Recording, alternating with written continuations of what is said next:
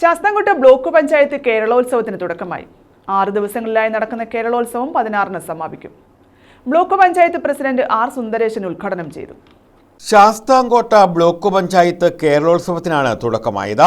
6 ദിവസങ്ങളിലായി നടക്കുന്ന കേരളോത്സവം 16-ന് സമാപിക്കും. കേരളോത്സവത്തിന്റെ ഉദ്ഘാടനം Sasthamcotta block panchayat president R Sundaresan നിർവഹിച്ചു.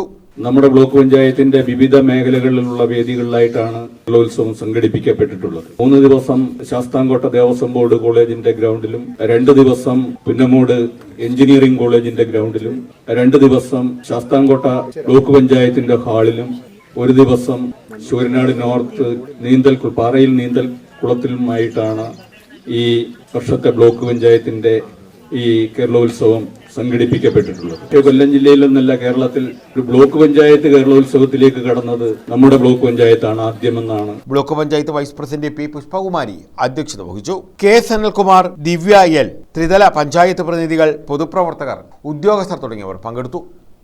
News bureau, Sasthamkotta.